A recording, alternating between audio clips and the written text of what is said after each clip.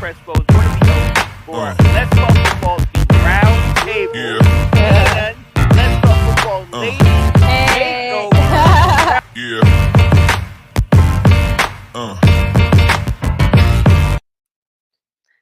Hi, Let's Talk Football fandom.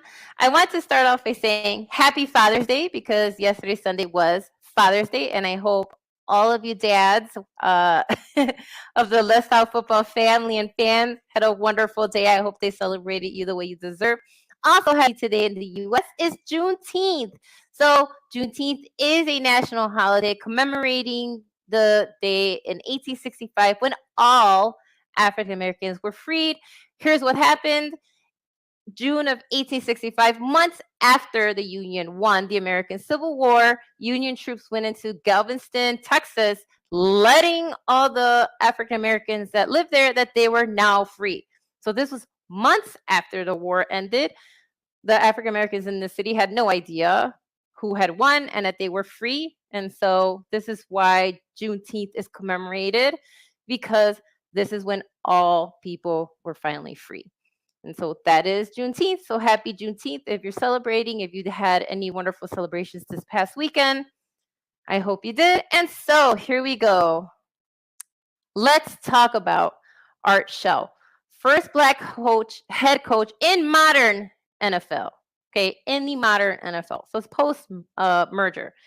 I have already spoken about Fritz Pollard, who was the first African American head coach in the NFL overall. That was back in the 1920s. So let's talk about Art Shell, how he became the second Black head coach in NFL history, but also the first in the modern era. Art Shell is better known as the Hall of Fame offensive tackle that he was for the Raiders. He won 2 Super Bowls with the Raiders, had an amazing, amazing career with the Raiders, and just incredible football player. So we're talking about his journey as a head coach. So again, many of you might know Art Shell as a Hall of Fame offensive tackle, born in Charleston, South Carolina. He won again 2 Super Bowls, Super Bowls 11 and 15 with the Raiders, was in 8 Pro Bowls, and just crazy good offensive lineman in the 1970s. All right, so here we go. So what happened? Under the legendary head coach, Tom Flores, which I also covered him on a DWT episode. So, all right. So he asked Flores, how does he become head coach? Flores didn't think that was a crazy question, and it really wasn't, because at the time, we're talking about the 1970s, not only were there no Black head coaches, but there were almost no Black assistant coaches. In 1980, 9 years before Shell became the first African-American head coach in the modern NFL, there were only 14 Black assistants out of 262. So, of course, Shell was like, all right, I want to get into coaching. How do I do that? So Flores didn't blink. He's like, study hard, work hard. Shell also contacted Al Davis, legendary owner of the Raiders, about, hey, what can I do to get into coaching? So what did Al Davis do? Al Davis actually got Shell a coaching position as a volunteer coach with the California Golden Bears from 1981 to 1982, just getting his feet wet, right, as a coach. Then, of course, Art Shell, was an assistant coach under some amazing, well-known names. And so he spent 5 years under Flores' coaching staff. He also served as assistant coach for Mike Shanahan, Marty Schottenheimer, and Dan Reeves. So he definitely took to heart what Flores said, but also with, Al Davis also believing in him. So he studied under these coaches. And so in 1989, Al Davis, as I said, owners of the Raiders, named Art Shell head coach for the Raiders in 1989. It was a big deal. So everybody put a microphone to Art Shell's face because, again, there were no black head coaches anywhere in the NFL in the 80s. This 89. We're almost hitting 90s. And there were no black head coaches.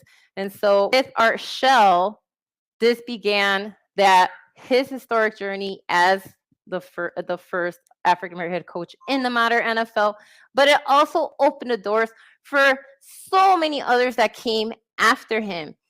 Denny Green, Tony Dungy, Marvin Lewis, to Herm Edwards, to Mike Tomlin, right? They can trace back their careers to Shell because he, again, I know we talk about Fritz Pollard, but that was back in the 1920s. And here we go. Not until 1989 did we see another black head coach.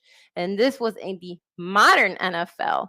And so, again, I just wanted to mention Art Shell and how important he is to NFL history and how important he is to paving the way and being a pioneer for all the modern black head coaches that we know today. Shell compiled a record of 54 wins, 38 losses, and was named AFC Coach of the Year in 1990 when the Raiders won the AFC West Division with a 12-4 record and advanced to the AFC Championship game in the playoffs.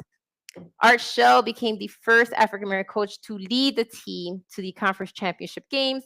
No Super Bowl wins under Shell, but that's not really the point. The point is that Shell did take to heart from his mentors to become a coach, be a leader of men.